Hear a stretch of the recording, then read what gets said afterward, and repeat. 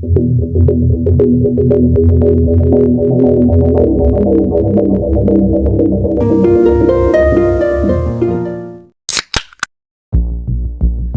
everyone, welcome back to channel Weekly Crime Stories yang akan membahas kisah-kisah kriminal nyata yang penuh misteri.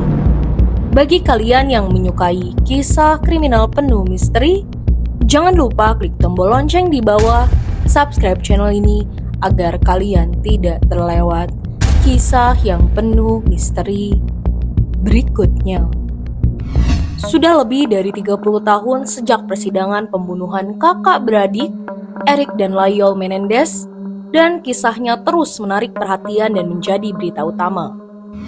Selama persidangan pertama dari 2 persidangan mereka atas pembunuhan orang tua mereka, kasus tersebut menjadi bahan pembicaraan publik dan termasuk dalam serangkaian persidangan pidana sensasional yang disiarkan langsung di seluruh dunia.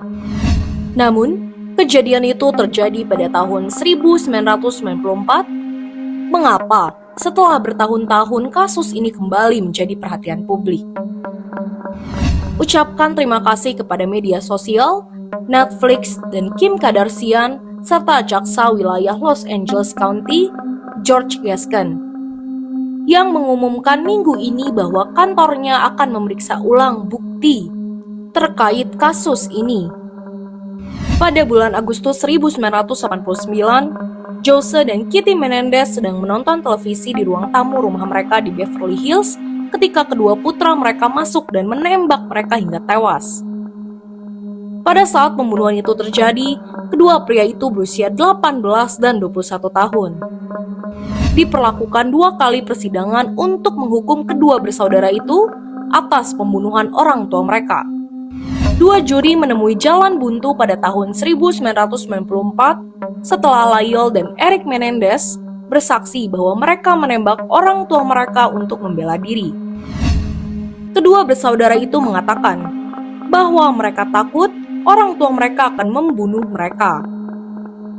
Untuk mencegah munculnya cerita tentang dugaan penganiayaan terhadap putra mereka, mereka menuduh dan terus mengatakan bahwa Jose Menendez melakukan penganiayaan fisik dan seksual terhadap anak laki-laki mereka selama bertahun-tahun.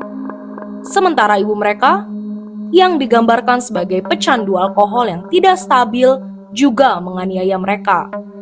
Dan ibunya tidak melakukan apapun untuk menghentikannya.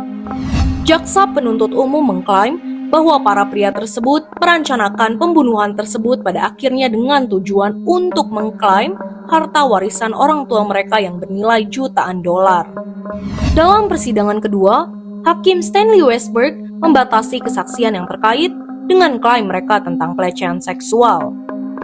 Pada tahun 1996, juri tersebut memutuskan mereka bersalah atas pembunuhan tingkat pertama setelah musyawarah selama 5 hari dan persidangan selama 20 minggu.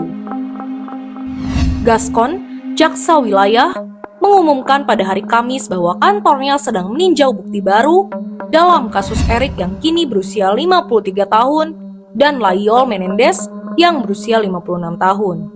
Kedua bersaudara itu meminta pengadilan untuk membatalkan hukuman mereka, yang mengakibatkan hukuman penjara seumur hidup tanpa kemungkinan pembebasan bersyarat dalam petisi yang diajukan pada bulan Mei dengan mengutip bukti baru. Gascon mencatat tidak diragukan lagi bahwa kedua bersaudara itu membunuh orang tua mereka, fakta yang telah diakui oleh keduanya. Namun, katanya, kantornya memiliki kewajiban moral dan etika meninjau bukti tersebut. Bukti tersebut mencakup fotokopi surat dari salah satu saudara laki-laki kepada anggota keluarga lainnya yang menyebutkan bahwa dia adalah korban pelecehan. Bukti lainnya adalah kesaksian dari salah satu anggota band Latin terkenal Menudo yang mengatakan bahwa Jose Menendez melecehkannya di awal masa remajanya saat dia menjadi eksekutif di RCA Records. Tidak ada informasi ini yang dikonfirmasi, ujar Gascon. Dia pun menambahkan bahwa ada beberapa opsi bagi jaksa penuntut untuk menangani kasus Menendez, termasuk mencari hukuman baru, pembebasan dari penjara, atau persidangan ulang. Bertahun-tahun yang lalu, para kreator di situs media seperti TikTok mulai menarik perhatian baru terhadap kasus tersebut. Banyak pecandu kejahatan sejati telah membuat video yang mengulas ulang persidangan Menendez, kejahatan mereka, dan membahas bagaimana dugaan pelecehan oleh orang tua mereka mungkin berkontribusi pada tindakan mereka. Generasi baru memiliki perhatian pada kasus ini berkontribusi pada serial Netflix baru yang kontroversial dari Ryan Murphy yang berjudul Monster: The Lyle and Eric Menendez Story, yang meninjau kembali terkait persidangan tersebut. Namun, Eric Menendez mengecam serial tersebut. Dalam sebuah pernyataan yang dibagikan oleh istrinya, Tammy Menendez, di X, ia mengkritik acara tersebut dengan mengatakan bahwa acara tersebut menciptakan penggambaran yang menyesatkan tentang dirinya dan saudaranya. Ia menulis bahwa ada kebohongan terang-terangan yang merajalela di acara tersebut, dan menuduh rekan pencipta Murphy dengan sengaja memutarbalikkan fakta seputar kejahatan mereka. Eric Menendez menulis, "Dengan berat hati saya katakan, saya percaya Ryan Murphy tidak mungkin naif dan tidak akurat tentang fakta-fakta kehidupan kita sehingga melakukan ini tanpa niat buruk." Murphy bersikap menantang dalam tanggapannya terhadap unggahan Eric Menendez dengan mengatakan bahwa reaksi kedua bersaudara itu adalah kemarahan yang palsu, dan bahwa acara itu adalah hal terbaik yang pernah terjadi pada kedua bersaudara Menendez dalam 30 tahun di penjara. Kardashian, seorang pengusaha, bintang realistis, dan advokat peradilan pidana, mempertimbangkan kasus terhadap awal minggu ini. Dalam sebuah opini yang diterbitkan di NBC News, Kardashian menyerukan pembebasan kedua bersaudara tersebut dengan menulis, "Saya telah menghabiskan waktu bersama Lyle dan Eric. Mereka bukanlah monster, mereka adalah pria yang baik, cerdas, dan jujur."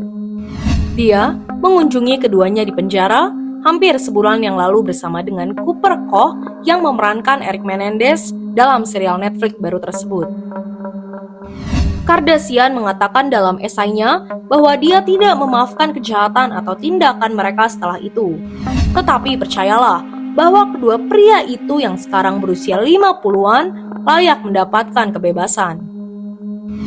Ia pun melanjutkan, "Jika kejahatan ini dilakukan dan diadili hari ini, saya yakin hasilnya akan sangat berbeda. Saya juga sangat yakin bahwa mereka tidak diberi kesempatan untuk diadili ulang secara adil.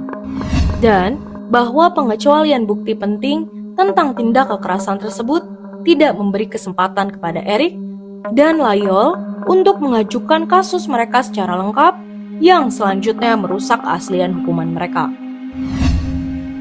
Bagi kalian yang menyukai kisah kriminal misteri seperti ini, jangan lupa dibantu klik like, komen, share, serta subscribe channel ini. Dan untuk para penonton setia serta komentator setia, terima kasih telah membantu Weekly Crime Stories menjadi lebih baik lagi. Terima kasih.